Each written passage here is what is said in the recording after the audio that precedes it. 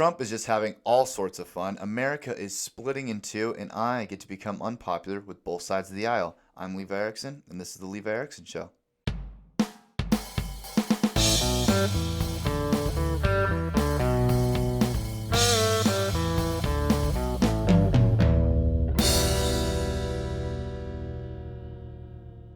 Alrighty, we are finally back in the studio. We have been gone for way too long, but I had a lot of stuff to do. I went to Florida to a political conference there, which was really, really fun. I got to see tons of different political speakers, from Dave Rubin to Ted Cruz to different governors from around the country. It was a really, really fun time. Got to talk to a lot of conservatives, young conservatives, and libertarians, and different people on the right. And we're going to be talking a little bit more about like the stuff that actually happened at that conference later.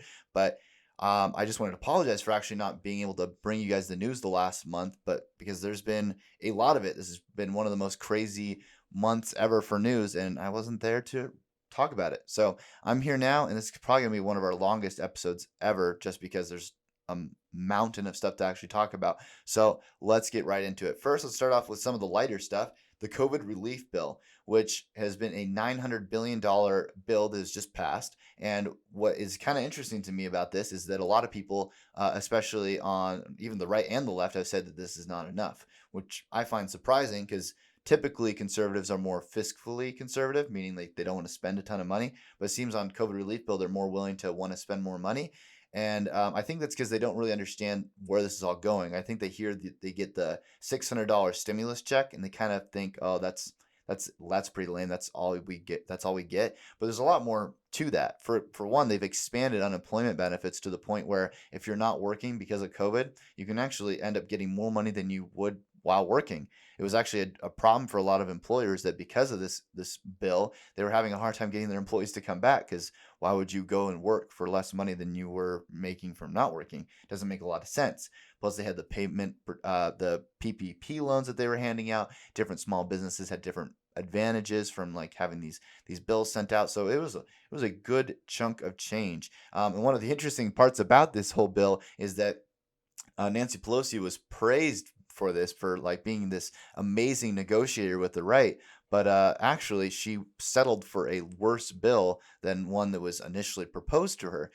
She had senators and representatives coming up to her from the right and offering up bigger bills, and she said, "No, we're gonna go for something bigger than that." And people were skeptical, and like I said on previous episodes, that Nancy Pelosi was just holding off, waiting for the election to wrap up. And turns out that's exactly what she was doing, because now that the election's all said and done, she is totally fine accepting a much, much smaller bill. And so that's something that's been really, really kind of conflicting from the left. Also, there's been a lot of confusion between the COVID bill and then the government funding bill that were passed like back to back. So some people were looking at the government funding bill, the military funding specifically, and saying, why are we sending all this money to different countries for COVID? But it wasn't actually for COVID. It was our typical military budget spending. Now, you can completely argue that we shouldn't be sending money to different countries right now, especially some of our enemies, which I definitely agree with you, that they shouldn't be sending this money to these countries, especially in a time where we're in trillions of dollars of debt and we're in the middle of a pandemic. So that's reason enough for me not to send money to other countries. But it's important to note that they were different bills. It's not like they were part of the COVID relief bill. The other thing that's been crazy that's happened is the vaccines that have been distributed. I'm a really big pro-vaccination guy, but they just keep going with using woke instead of using science to actually work with any of this. I mean, they're dispatching the vaccine all across the country, which is fantastic. However, a lot of the science that would be normally used to actually distribute the vaccine has just been tossed out the window. For example, if you were trying to distribute a vaccine that was supposed to stop people from dying, who would you want to give it to first? I would think you would give it to the people who are most vulnerable from dying from the virus, right? That's who I would want to get the most protection. But apparently, the woke people at the CDC and different news article journalists all across the country have argued that no, we shouldn't actually be giving out the vaccine based on science, based on who's actually most vulnerable to this. We should be giving it out based on skin color, which last time I checked is incredibly racist. Their argument is basically this: they think that because there's urban areas in this country where Black and Latino people are getting the vaccine more frequently than others because of their population density. And they say because of that, they blame that on systemic racism and all that, because they always bring racism into every discussion, even if it's just on a vaccine. And they say that, look, they're getting it more frequently, so we should try to give it to them, even though they're not at risk. And because they're not just giving it to, let's just give it to like Black people and Latino people, that would at least be reasonable in the sense of, okay, you're just going to give it to them because you're worried about them dying more frequently from it. No, they're picking the urban group of first line workers like grocery store clerks and teachers and stuff like this in urban communities, which is actually going to result in more Black deaths. And here's why. Because even though they're not going to give it to the elderly population, which is who needs it the most, because the elderly population is quote unquote too white, because the percentage of white people in the elderly community is far greater than the Black people in the elderly community. Because they're going to give it to the urban community instead of the elderly community, it's going to result in an absolute higher number of Black deaths. What I mean by that is, let's say 10% of the elderly community is Black, and let's say 50% of the urban community is Black. Well, you can give it to all of the urban community, and then you get 50% of that community is covered. But the problem with that is that then you have the 10% in the elderly community dying more frequently, because their death rates are not the same in both communities. It gets drastically more dangerous as you get older and older. That's why COVID is super deadly for those above the age of 65, 70, 75, and plus. It gets more and more dangerous. So you would want to give it to those people first, like give it to the oldest people. And the other thing that's been crazy to me is that Florida's governor got a bunch of flack because he decided that the best people responsible for actually giving out this vaccine would probably be medical professionals, not government officials. So he gave it to the medical professionals in different hospitals all over his state, said, you guys need to figure out the best way to distribute this vaccine. And reporters were criticizing him, saying things like, well, you don't have any plan, you don't have any unified plan. You guys should have some unified plan at the state level. And the governor replied very intelligently that he does not know anything about COVID vaccine distribution. He's not a medical professional. He doesn't know anything about that. He's just a governor. And so he decided to give it to the people who actually know what they're doing, which should be the no-brainer decision here. But apparently that's super controversial for some reason, because everything the left wants to do has to be done at a government level, because they think the government is the be-all, end-all to all the problems you might have in life. You just send it to the government and they'll come up with some sort of plan. So it's been absolutely ridiculous. They've been using woke versus science, but this is nothing new for the left. Now, let's get into the biggest hot topic of the last month. Actually, more than that, probably my entire memorable lifetime, excluding 9/11, but I was too young to remember that. This event was probably the most insane thing I've ever seen. The DC Capitol riots, okay? Now, if this is a left-leaning protest, I would say things like, and if I was a left-leaning, let's call myself a journalist or whatever, a political commentator. Okay, so I'm a left-leaning political commentator, and this is a left-leaning protest. This is what I would say. It was a mostly peaceful protest. Those that committed violence were on the fringes of the protest. Where does it say that people have to be peaceful when they protest? We should raise bail money for these people.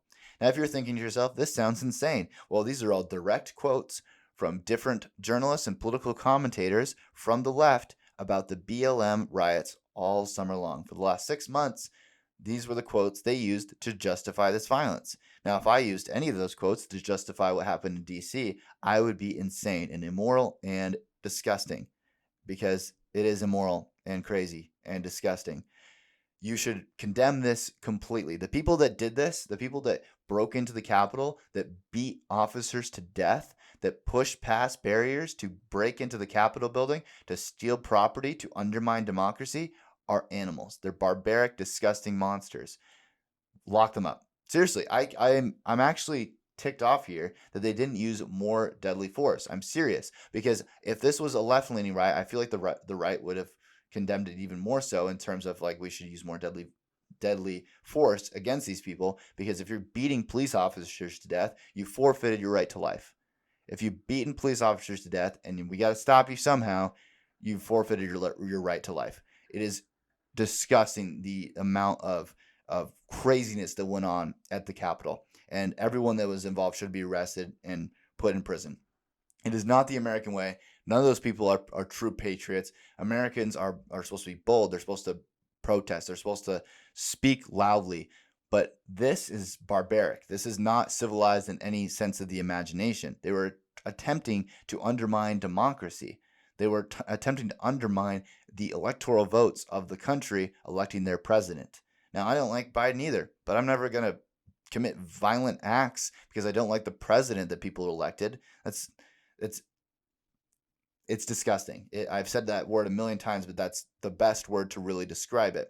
Now, there has been also another excuse that I've heard recently, which is that there was Antifa. It was just Antifa. It was just Antifa people in the mob creating all this violence. And there was Antifa. Antifa actually was inside of the DC riot buildings. They had photos that people that were both at the Antifa riots and at the Capitol building disguised as like Trump supporters. That does happen. That did happen, but it's not the broad majority of them, and it's no excuse, and it shouldn't even be brought up, frankly, because that just sounds like you're making excuses for the violence when the right actually did the right thing here and condemned it. Like, that was one of the biggest things that I want to point out to everyone, is that the right didn't hesitate to condemn this violence. I don't actually know a single Republican, conservative, libertarian, anyone on the right who didn't publicly denounce all of this, that publicly condemned it. Even Donald Trump condemned it. He came out and he was like, "This is not the American way. My supporters don't commit violence." All this stuff, but people just decided to ignore all that and decided to try to compare it to the BLM riots that went on for the last several months, this entire year. And these comparisons aren't fair at all for many reasons. For one, the BLM protests, there was hundreds of them, first of all, and well, actually there was thousands of protests, and there was hundreds of them turned into riots. Okay, that's the difference I'm making. I don't call violence protest. That's just riots and violence. Okay, I'm not going to be like the journalists you see on CNN who compare them and like, oh, it's just peaceful protests, mostly peaceful protests that just some of them got violent. No. 100% of peaceful protests are peaceful, and 100% of riots and violence are riots and violence. They're not the same at all. They're different words. So the BLM protests were not the same at all. The BLM riots in Portland were never shut down by the police for months and months and months. They just kept going on and on and on and on, and they were met with very, very little force. In Seattle, they actually had their mayor or governor, I can't remember which, actually told the law enforcement to pull out of city blocks. And so they set up their own country, Chaz Chop. You'll remember this from earlier this summer, where they actually took over city blocks and put up barricades and hung up signs like, well, you are now leaving the United States. Welcome to the Capitol Hill Autonomous Zone. And all of this nonsense. And no law enforcement at all. And if that was happening in DC, that'd be insane. If these Trump people just set up all these barricades and said, this is our new country, we're founding it right here. But no, everyone's just saying that no, this wasn't they handled this way differently. This is just like the BLM riots we've seen all summer long, and it's really not the same thing. And also, they've been saying that because these were white Trump supporters, that they were not met with the same force, which is also absurd because they shot a woman. They shot a woman climbing a wall into the Capitol building. They met her with deadly force. They've been arresting people left and right.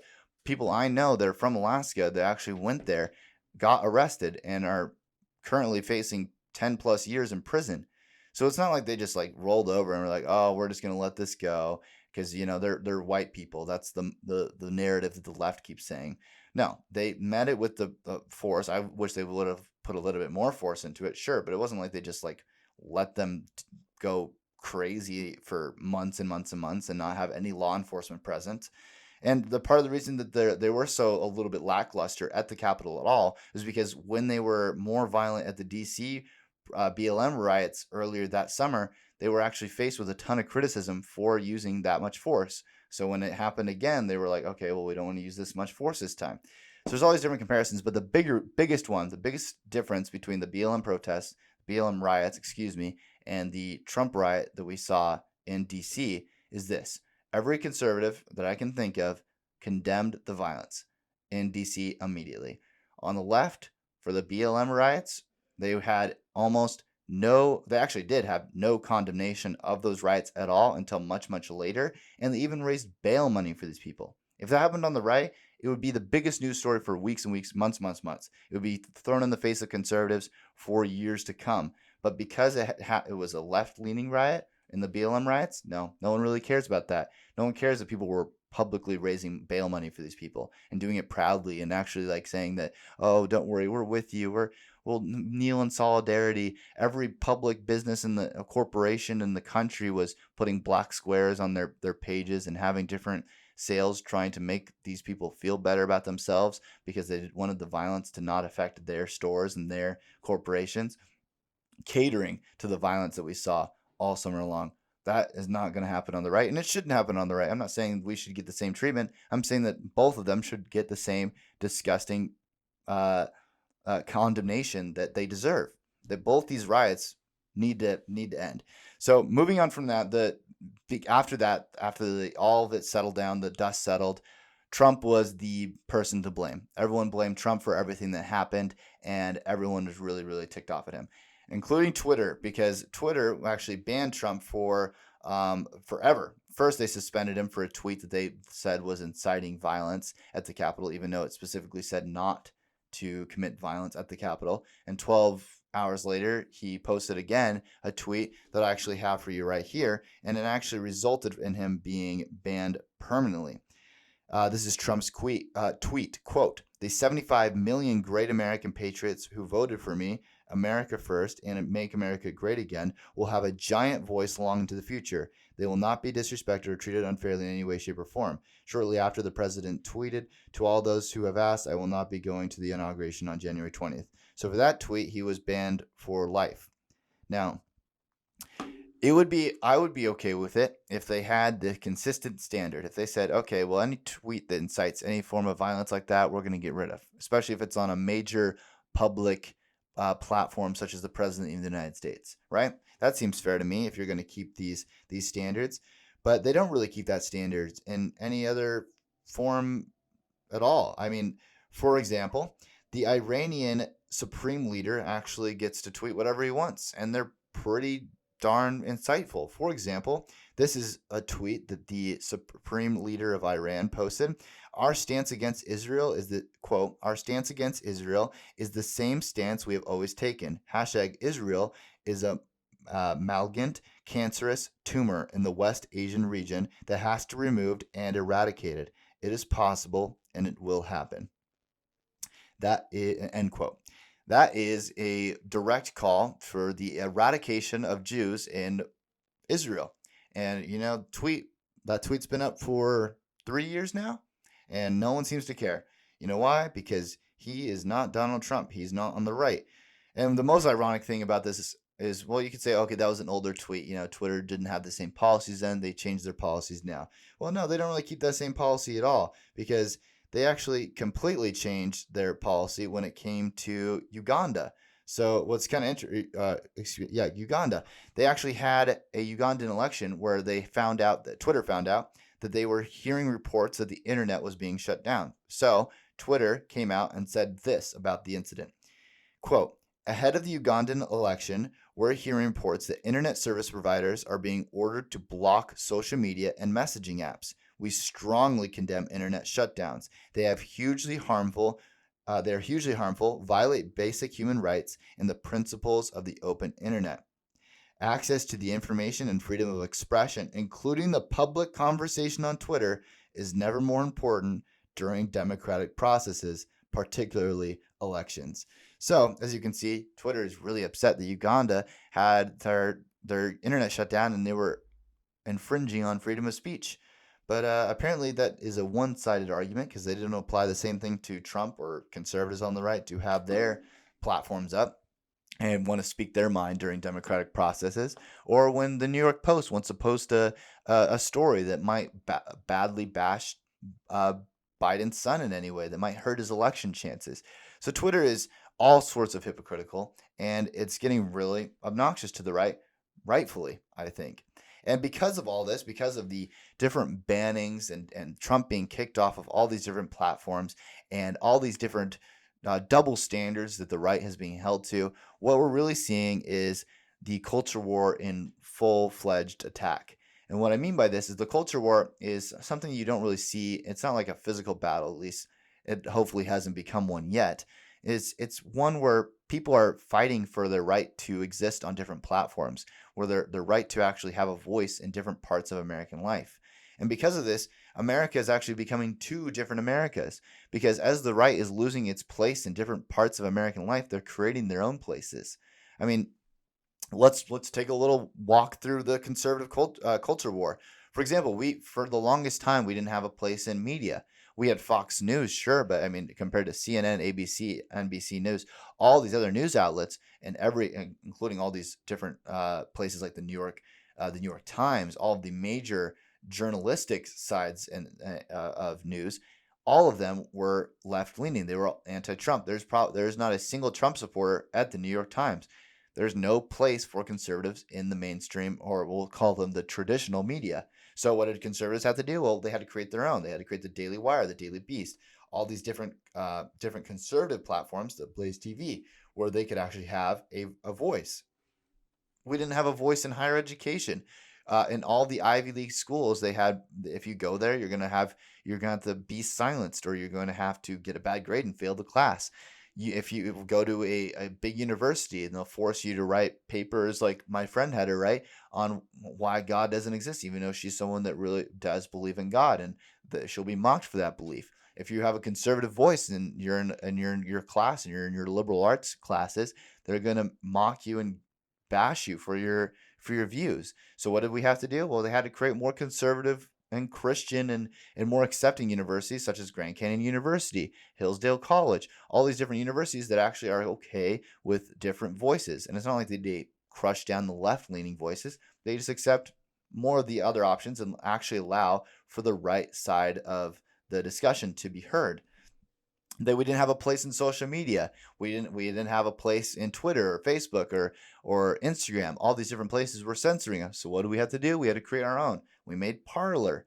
Now Hollywood, we don't have any voice in Hollywood. If you're a conservative Hollywood, you get bashed. Chris Pratt is even openly conservative, but he even like has conservative type messages in his films, and people bash him for it. There's not a single like conservative movie coming out of Hollywood anymore because that's just not woke enough. So what do we have to do as conservatives? We had to make a conservative Hollywood. The Daily Wire released their first conservative movie out of a conservative version of Hollywood. The Amazon just kicked Parler off of their web browsing services, so they don't have a hosting platform anymore. Parler basically doesn't exist anymore because it doesn't have a cloud to actually operate on. And so conservatives are going to now have to figure out how they're going to make another conservative hosting program so we can actually have our social media websites up and running. Or if Amazon decides that Daily Wire, all our media sources are going to get kicked off, we're going to have to make our own hosting networks for that too. This is going down a hill fast, where soon we're going to have different credit card companies and banks that say we're not going to work with gun manufacturers. So if you want to buy a gun, you can't use our credit card for it. Well, then what are we going to have to do? We're going to have to make our own credit card company. And this is getting ridiculous. We're just dividing more and more and more on a cultural level, where we have different actual places where we go for our entertainment, for our news, for our discussions, for our education, and we're not having any of that dialogue anymore, and it's just making America more and more polarized as we go further and further into our echo chambers, where all we hear is the voices that we want to hear and none of the dissenting. And that is getting really, really dangerous. And so I'm calling again, one of the biggest themes of this whole episode here is it's really time for the moderates to stand up, because the right is fighting for its life to exist in the culture war right now. And moderates are the people that actually could make a huge difference in this. They could actually say, hey, I actually don't agree with a lot of what the right says. I don't like their stance on abortion. I don't like their stance on taxes or different social programs that they support. Yeah, I don't really like that a lot. But one of the things that I really do respect about the right is that they have a need for freedom of speech, and I want them to be able to speak their mind. I want them to have a voice on Twitter, even if I don't agree with it.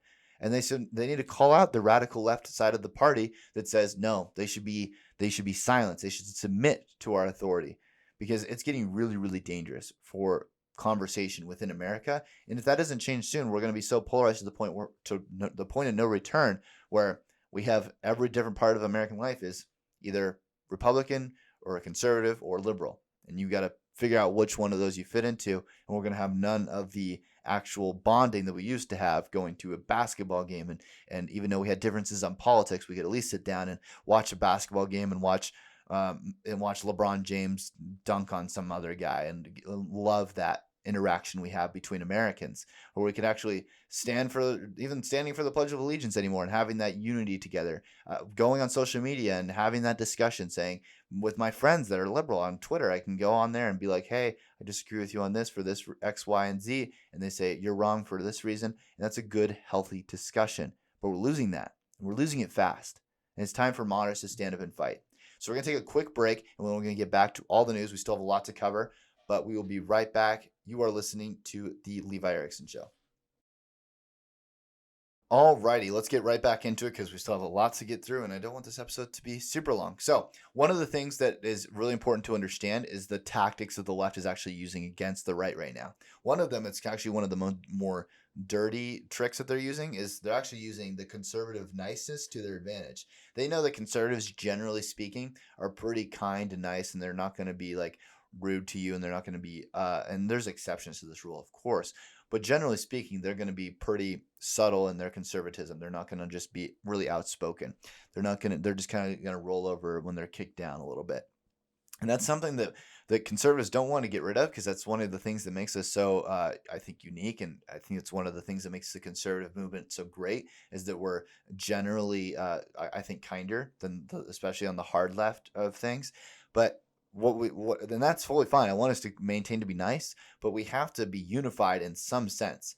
I don't mean unified in how we think and what we do, because I also think that because conservatives are so independently minded and how we think and how we actually interact with each other, and we disagree on things so often, which is something that's so cool, is that every conservative has different types of beliefs, and we'll debate on like different tax policies, and we don't have all the same ideas. But on the left, that's getting pretty rare. If you don't actually agree with someone on the left, they're just going to bash you for not and try to make you conform to their values. So one of the things that I think the conservatives can be unified on is not our different ideas, but that we're not going to just be roll over anymore. We're not just going to just take it. And I don't mean go violent, because I know everyone just thinks that that's the only way you fight back anymore, is, oh, they're being violent, we're going to be violent. No, I just mean that when you see that your buddy is getting your buddy's getting like attacked on Twitter or whatever, or in his workplace, and maybe it's not even your buddy, but you see that maybe your coworker is being fired from his job because he's a Republican, because he's a Trump supporter. Maybe you can stand up for him and be like, hey, I don't think it's right. I don't think it's right that you can just fire him just because he's a conservative. You can't just fire people for their political values, and you actually got to stand up for each other in the workforce, because the left is crushing us in that area. Every time that they're so unified, every time that they want to attack somebody, everyone just dog piles onto that one thing, and it's very effective, but it's pretty destructive, especially when the right isn't willing to actually defend itself at all. We're just being picked off one by one, when if we were united in some sense, it would actually be a lot more effective. And I don't want to lose any of the independent thought that happens in the conservative movement. That's really, really good. But we have to have some sort of uniformity that allows us to actually plan defenses against a lot of this culture war specifically. So we need to stand up for that. Getting into the Trump impeachment, which everyone's heard about now, because it's the second time that Trump has been impeached this year, after Democrats and 10 Republicans voted to impeach Trump in the House. Now it's going to go to the Senate, where they're going to have a hearing. But this is completely political. And you can't even argue that it's not just political at this point, because it's not even practically going to change anything. Donald Trump's going to be president until the inauguration of Biden. So he's not going to get kicked out. They're not going to be able to have their trial. Even if they have the trial before his inauguration, they're not going to be able to end it before Biden is inaugurated. So even if they go through with this, and even if they remove Trump, it'll be after he's already out of office. So this only serves as a political thing. That's all it does, because he's impeached now, but that doesn't mean anything. He's still president until he's removed from office, which will actually happen. It'll happen after he's already out of office. So this is completely political. It's really not worth spending a whole lot of time on, because it's pretty much just bread and butter of the Democratic Party at this point. They just want to do political things so they can go back to their hometowns and say, look what I did. I did this political thing and it actually didn't accomplish much of anything. So we're not going to spend too much time on that. But one of the things that's been really surprising to me is I've had a lot of people in my family and my friends and different people that they're just so awestruck, like they don't understand at all why people still like Trump, even after everything he's just done, especially this month, which believe me, I am pretty irritated at the guy, pretty done with him. However, I just wanted to hammer this point home one last time before he's out of office, which is no one understands the reason he's in office because they're seeing red all the time. They're so ticked off at him, which is kind of the whole point of him being president. That's why we liked him, because he was just a middle finger to everything that the left was doing to oppose us. Every time the left was trying to censor us and badmouth us and call us racists and homophobes and all these different words, Trump was just flipping them off. And that's why we liked him. That's why I liked him. That's why I still like him, despite everything he's done in the last month, which really irritates me because let's be honest, the man is a overgrown child, but he's a middle finger to the left, and that's what I like about him. That's why he's so great. It's because no other politician was willing to stand up for the conservatives. They were all just going to take it. They're just going to be like, you know what? We're just going to be the nice guys, and we're going to be like Mitt Romney, and we're just going to kind of just go along with whatever the left says, because maybe if we agree with them on some stuff, maybe they'll be nicer to us. But that's not going to happen. The only way that they're going to be, I don't even care if they're nicer to us. I just don't want them to silence us on their social media platforms. I just don't want to be called a racist every time that I disagree with them on economics. It's not a place where I don't care if Trump. I don't even I like a lot of Trump's policies. I do. But that's not why I like him so much. I like him way more because he's just a middle finger to the left. And so that's just the last point I wanted to hammer home, is because people still don't seem to understand that. People are so confused at why people like Trump. And it's simply because he says F you when people are frankly just completely bulldozing us in every part of American life. So that's why we liked him. But let's be honest, Trump is completely done now. He's over. And I'm not talking about impeachment. I'm not talking about how he's going to be out of office. I'm talking about how he's handled himself in the last month has made him completely politically untenable. And that's important because for the last, before this episode, I was talking about how I think Trump actually is the best possible candidate for 2024 because no one's going to be able to beat the guy in a primary. That's not true anymore. He completely cut ties with everyone that made him who he was, and now Americans are all fed up with him. He's the lowest ever approval ratings in his presidency. Last time I checked, it was below 30% approval rating. So the guy's done. No one's going to touch him with a 10-foot pole. He's lost all of his social media platform and his power in that area. So we're going to have to look to other candidates for our next presidential nominee, and it won't be Trump. It might be Mike Pence. We shall see. Alrighty, so now this is a segment I've been wanting to do for a while, but I'm just going to call this Unpopular Things.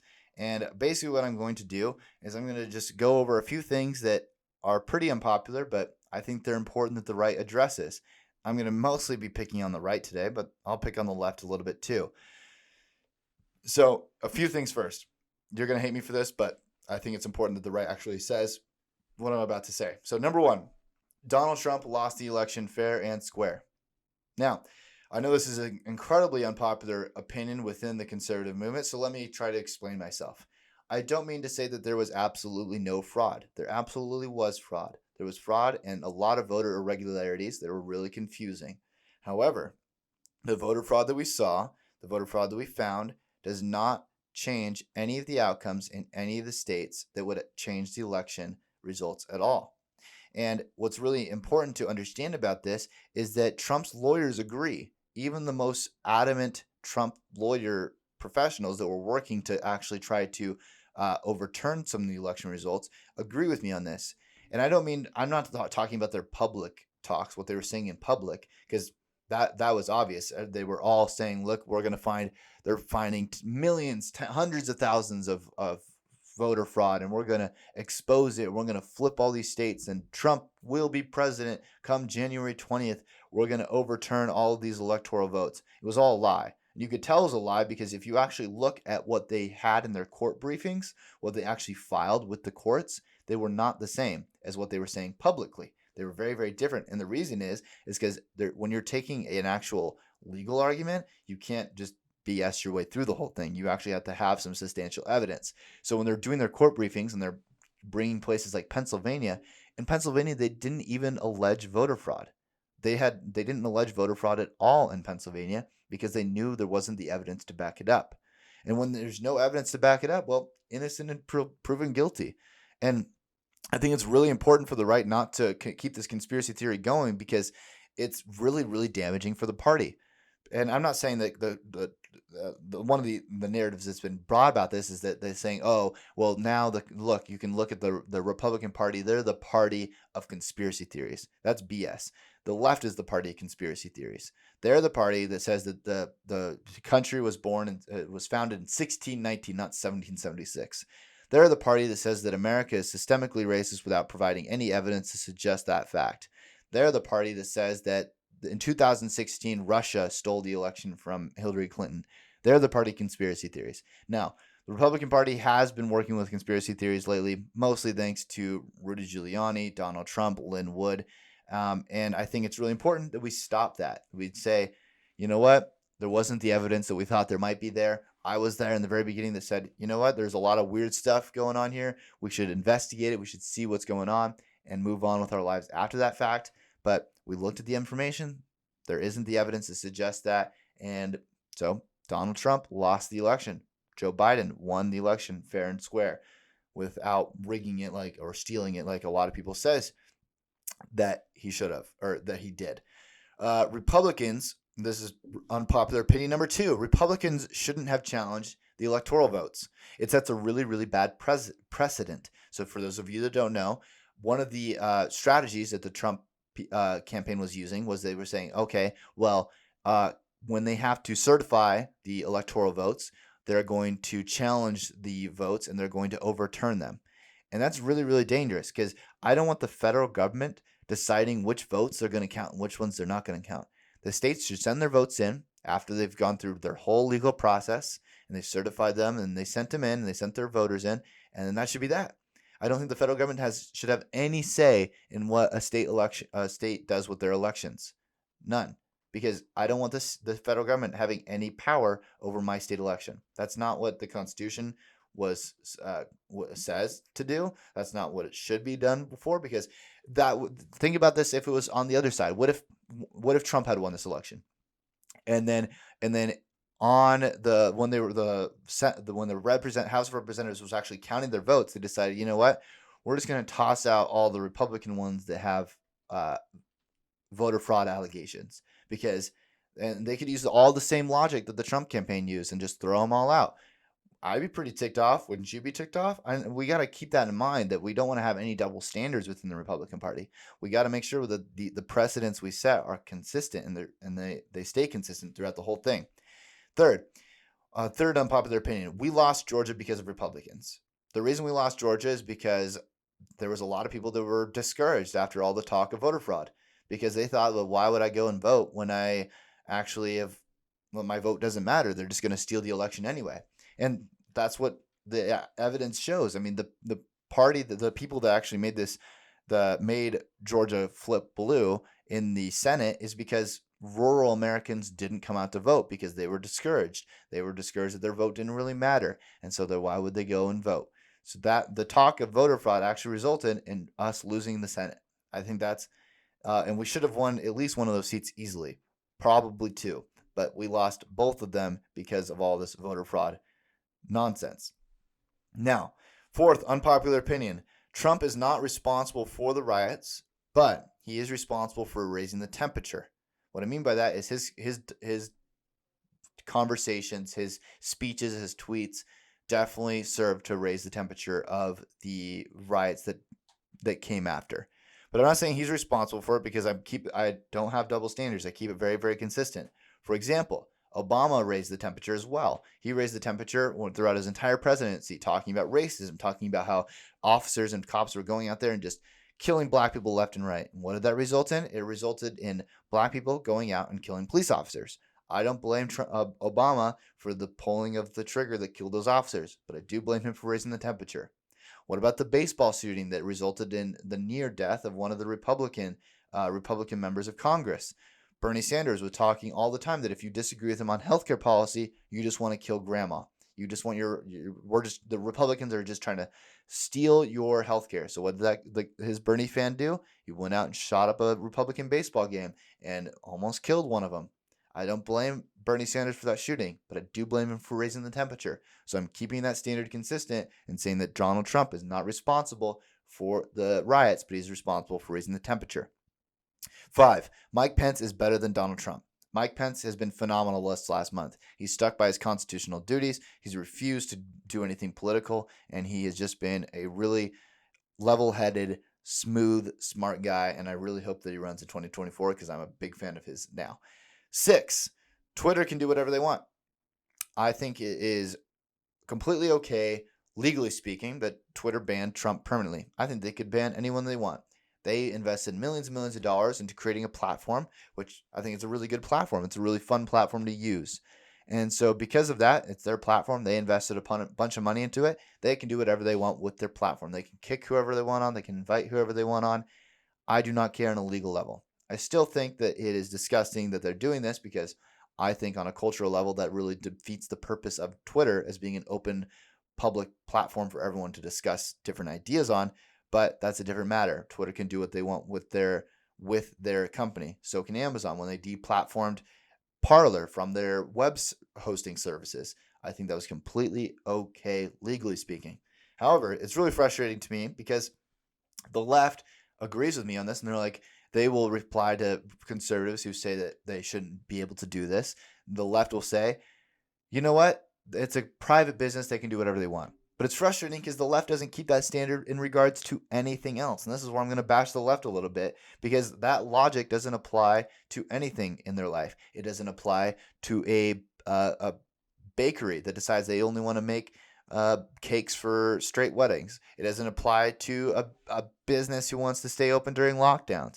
It doesn't apply to any other part of American life. They just want to, that's what the left is good at. They're really good at having double standards. They have standards that serve them and standards that hurt conservatives. And so that is one of the things I don't want conservatives to take up from the left. We have to have our straight and narrow standards and just say, you know what, Twitter, you can do what you want. You know, that baker who wants to bake cakes for straight weddings, whatever, you can do whatever you want. If you want to stay open during COVID, do whatever you want. It's your burger place. It's your clothing store. It's all up to you. You are your own governor. You can do as you please as long as you're not violating any of my rights. And I think that's a really good position for the right to maintain. Now, 8. Corporations love Democrats. This is one of the ones that's so funny to me is that the left still believes that they're so anti-business, that the businesses they're just hammering them home, and then that the corporations are just fearing their power and office now. But that's not the case at all. Corporations such as Google, Microsoft, and Comcast have all donated to Biden's inauguration. They love to see the man in office. You know why? Because more democratic regulations leads to less competition. Because if you are a giant corporation, any regulation that the government throws at you, you can hire a massive legal team to find the most efficient ways to get around it. If you're a small business and you're doing all of the books yourself, or maybe with your one accountant, you're not going to be able to keep up with all of that. And it's going to put you out of business really fast. And then you're going to be one less competitor for the corporations to worry about. Plus, the corporations are all incredibly woke, especially the technology businesses such as Google, Microsoft, and Comcast, because all of technology right now is left-leaning, is incredibly left-leaning. 9, this is one's probably unpopular with the right and the left. We shouldn't have any federal COVID relief. I don't think we should have any federal COVID relief because it doesn't make sense to me why South Dakota, who doesn't have any lockdowns, who hasn't destroyed their economy, has to pay for California destroying theirs. Makes no sense to me. If you want COVID relief bills, they should be done on a state level where California subsidizes their lockdowns, not South Dakota. Makes no sense to me. Shouldn't have a COVID relief bill at the federal level at all. Number 10, also unpopular with the right and the left, we shouldn't have any minimum wage. Biden has promised that he's going to work to get a $15 national minimum wage, which is absolutely absurd to me for two levels. Number one, economically. Economically speaking, small towns in states across the country cannot support $15 minimum wages. California can do it just fine because their standard, their price of living is already that high. That's already hit what their economy is kind of suited for. A $15 minimum wage wouldn't be terrible there. But if you're talking about other places, such as Midwestern states, where their minimum wages are so low right now, that jump up would be devastating for small businesses again, because small businesses can't afford to hire 10 employees at $15 an hour, especially when you live in a place where you're only charging such small prices for your product. You either have to lay off employees or raise the price of your product. When you raise the price of your product artificially, then you're just going to result in less customers. And there's so many different economical principles that they're violating by this. But the biggest thing is the philosophical reason that I don't understand why me as an adult and an employer as an adult can't just work out a deal amongst ourselves. Why does the government have to be involved in that deal? If I go to an employer and I say, I want to work for you for $1 an hour, why does the government get to come in and say, no, you can't work for $1 an hour? And I go, no, I really want to work for $1 an hour. I don't know how to do this job at all, but he's going to teach me to do it. So while he's teaching me, he's just going to pay me $1 an hour. So that's the deal we worked out because we're two adults. No, the government decides they're going to come in there and be like, no. You guys are actually smart enough to do your own deals. I'm going to be your big sister and tell you exactly how much you guys are going to get paid. Why is it that if I own a burger joint and a guy comes in and says, I would like a job. And I was like, okay, are you a chef? What kind of skills do you have? And he's like, no, I don't really have any skills. I'm like, okay, well, you're not really worth hiring for $15 an hour. Sorry, I can't hire you. I was like, no, I understand. I just want to learn. What if you only hire me for $10 an hour? Because I have a lot to learn. I'm like, I would love to, but the government said I can't hire you for $10 an hour because apparently I can't do what I want with my business. Again, the left being inconsistent with their double standards. So that is all my unpopular opinions for today. And the last thing I want to talk about before we go is my trip to Florida. And I don't want to talk about all the fun stuff I did because that's really boring. I want to talk about more about what the conference was about. The conference was really, really cool because it showed me a bunch of things. Number one, it showed me what it's like to be in Florida with their amazing governor who decides that individuals are responsible for their own safety. And he decided to let individuals be free to do as they please and take the risks of COVID on themselves. So you got to walk around, you got to go into the bars, you got to go into your restaurants. You didn't have to worry about the government coming down and shutting your business down.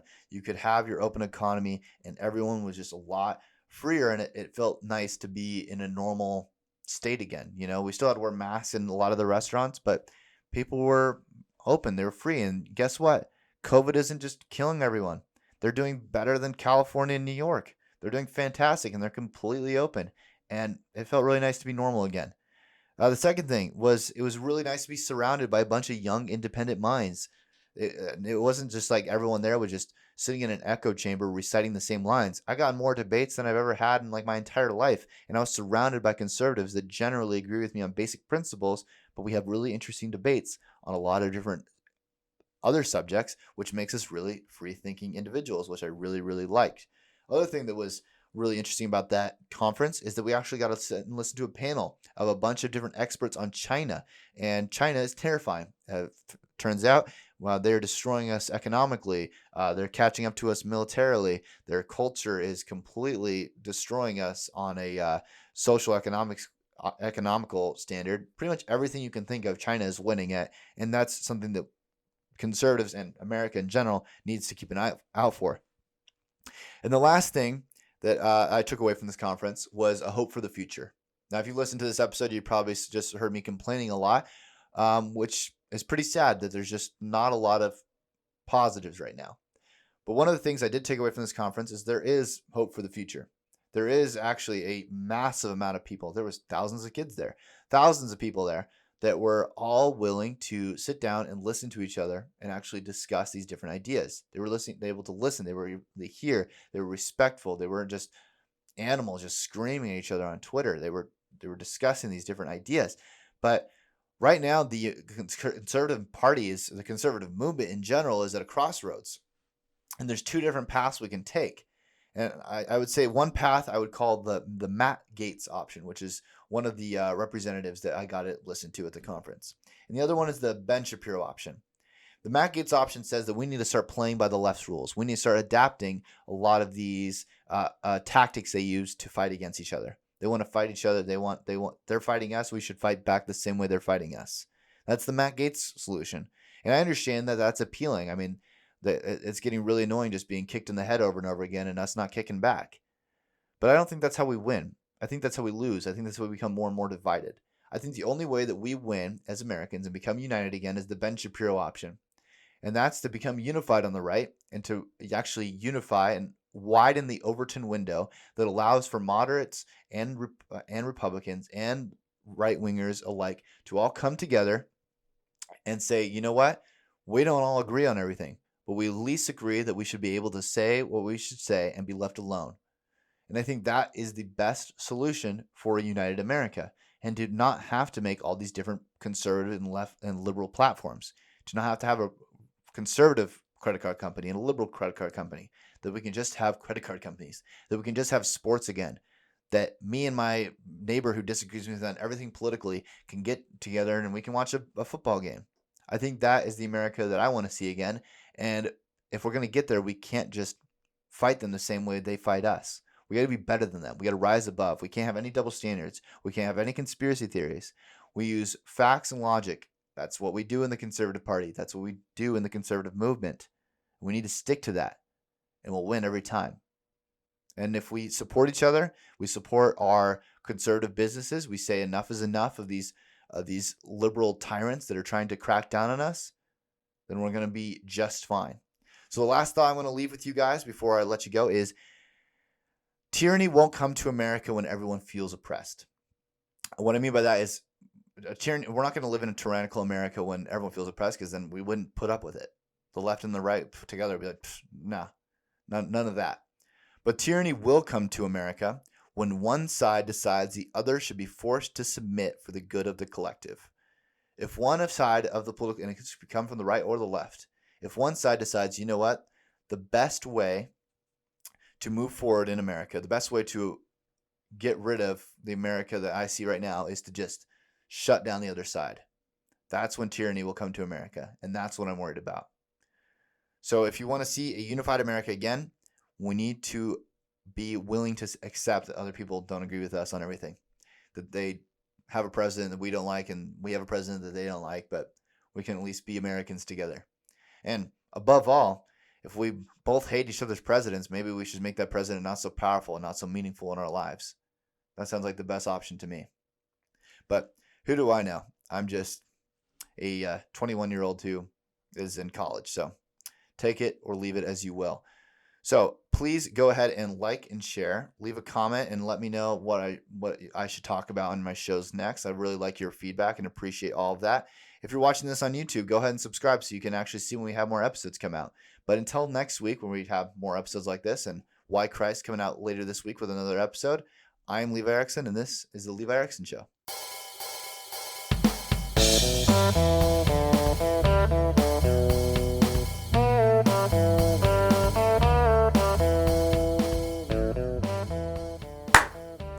Last try. COVID-19 has... No, that's not even the right starting line. All right, we're going to start again. It's all good. All right. Rampantly all across the world for the last several months now, and it looks like a second wave is upon us in places like New York City and Maricopa County.